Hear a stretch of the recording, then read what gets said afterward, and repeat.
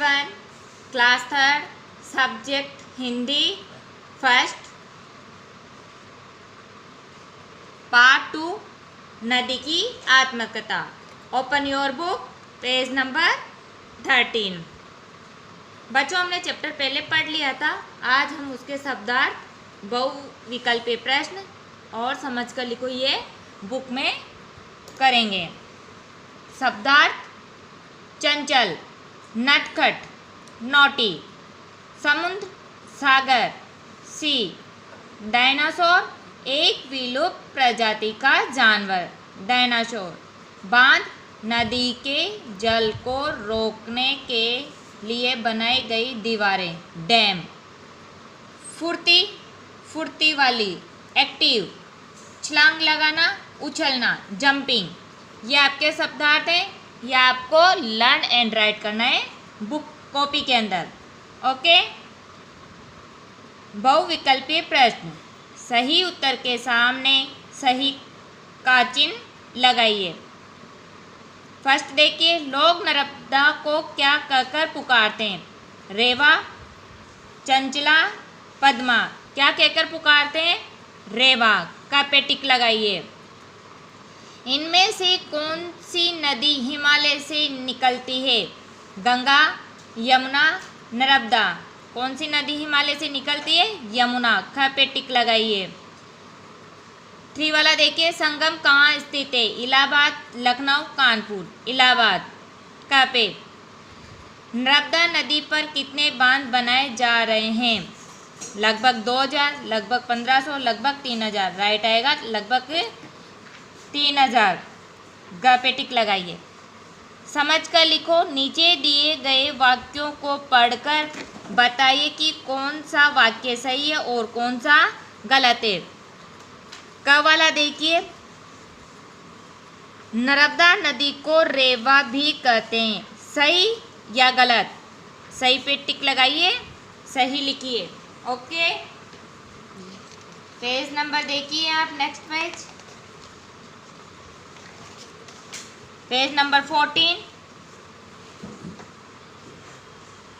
ख वाला देखिए, कान्हा नेशनल पार्क घूमने के लिए बनाया गया है। गलत। नदियाँ सागर में जाकर गिरती है। सही। अमरकंटक की पहाड़ियाँ उत्तराखंड में है। गलत। निम्नलिखित प्रश्नों के उत्तर दीजिए।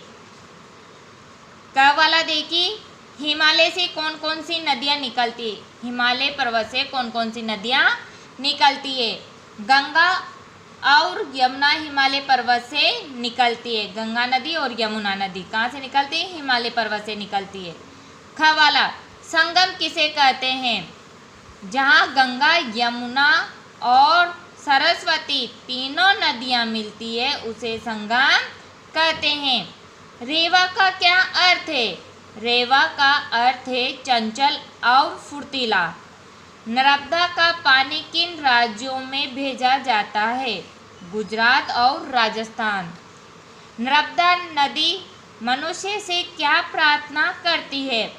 नर्मदा नदी मनुष्य से यह प्रार्थना करती है कि बांध बनाकर मुझे मत बांधो, मुझे बहने दो।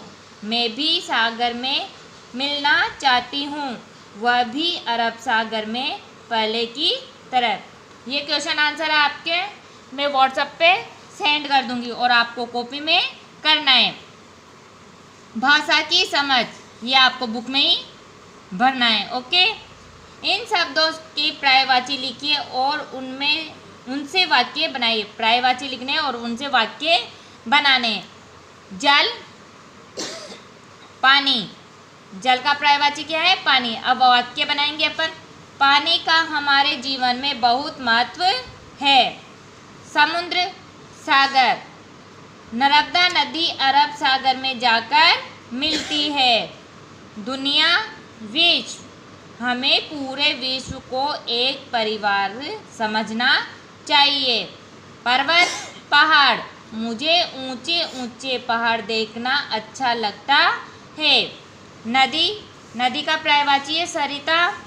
सरिता का जल मीठा होता है। ये आपके पर्यायवाची हैं और ये इनसे अपन ने क्या बनाए, वाक्य। ये आपको बुक में ही पेंसिल से भरना है। ओके स्टूडेंट्स, नेक्स्ट देखिए सेकंड वाला, रिक्त स्थानों की पूर्ति कीजिए। क वाला देखिए, यमोत्री से निकलती है। यमोत्री से क्या निकलती है, यमुना नदी। तो यहाँ पे आप क्या लिखोगे, यमुना। त्रिवेणी बंगाल की खाड़ी में है, तो क्या आएगा इसमें, त्रिवेणी बंगाल की खाड़ी में जाकर समुद्र में मिल जाती है। ओके, रीवा का अर्थ फुर्तीला एवं क्या है, चंचल है। मेरे जल में खेतों की, फिर क्या है, डे से बुझती है, क्या बुझती है, प्यास। ओके स्टूडेंट्स, नेक्स्ट पेज देखिए, पेज नंबर 15, रचनात्मक क्रियाकलाप। शब्द जाल से 5 नदियों के नाम ढूंढकर लिखिए। अब इसमें आपको क्या करना है, नदियों के नाम ढूंढने। कितने ढूंढने हैं, 5। देखिए यहाँ पे यमुना, यमुना, यहाँ पे लिखोगे यमुना। गंगा, गंगा। नर्मदा, आप नर्मदा यहाँ लिखोगे। कावेरी, कावेरी। सतलुज, यहाँ पे सतलुज लिखोगे। Okay, understand all of you. आपको ये वर्क पेंसिल से ही करना है।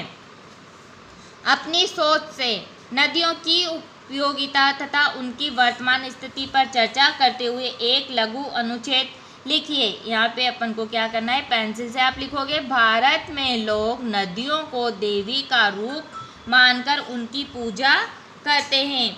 इसकी यह कारण है कि जहाँ एक और गंगा से नहाने भर से इंसान शुद्ध हो जाता है, वहीं दूसरी ओर नर्मदा माता को देखने भर से ही इंसान शुद्ध हो जाता है। इसी प्रकार प्रत्येक नदी से कोई न कोई कथा जुड़ी हुई है। ओके स्टूडेंट्स, नेक्स्ट देखिए, कल्पना के पंक्ति। भारत में लोग नदियों को देवी का रूप मानकर उनकी पूजा करते हैं। इसका क्या कारण हो सकता है। भारत में लोग नदियों को देवी का रूप मानकर उनकी पूजा करते हैं। इसका यह कारण है कि जहाँ एक और गंगा में नहाने भर से इंसान शुद्ध हो जाता है, वहीं दूसरी और नर्मदा माता को देखने भर से ही इंसान शुद्ध हो जाता है। इसी प्रकार प्रत्येक नदी से कोई न कोई कथा जुड़ी हुई है। नेक्स्ट पेज देखिए आप, पेज नंबर 16। इसमें क्या करना है बेटा, खेल खेल में भाषा, चित्र का वर्णन करते हुए 5-6 वाक्य लिखिए।